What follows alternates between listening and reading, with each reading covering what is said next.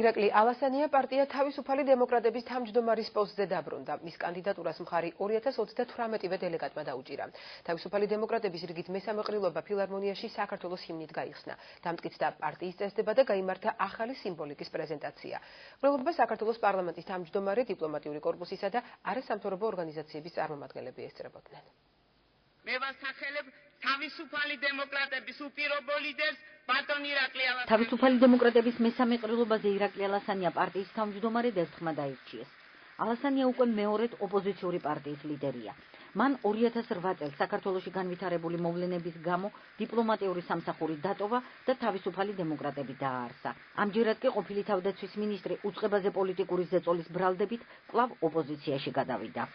Ჩემთვის არის მართლაც გადამწყვეტი, რომ თავისუფალმა დემოკრატებმა ჩვენ საზოგადოებასთან ერთად რეალურად შევძლოთ 2012 წელს ჩვენი საერთო გამარჯვების შემდეგ იმ იდეალების ერთგულება, რომლისთვისაც ჩვენ ხმა მოგცა ხალხმა. ყრილობის მონაწილეებს პარლამენტის თავმჯდომარემ მიმართა. დავით უსუფაშვილმა რესპუბლიკური პარტიისა და თავისუფალი დემოკრატების 5 წლიან თანამშრომლობას ხაზი გაუსვა და აღნიშნა, რომ ამ ორ პარტიას ბევრ საკითხში თანხმედრა აქვს. ძალიან ბევრი მიმართულებით ჩვენი შეხედულებები არის თანხმედრი. თავისუფალ დემოკრატებთან ჩვენ გვაკავშირებს ერთობლივი ბრძოლის და შრომის მრავალწლიანი გამოცდილება და მე მივმართე მათ სურვილით, რომ ამ მიმართულებებით გავაგრძელოთ ერთობლივი თანამშრომლობა. ყველას უნდა კონდეს მისი აზრი. იმის მიუხედავად, უნებრივია ყველაფერში ერთმანეთს არ ვეთანხმებით, მაგრამ ჩვენ ვიცით, ვეთანხმებით ერთმანეთს, რომ ორივე პოლიტიკური ძალა არის წესიერი ძალა ქვეყანაში.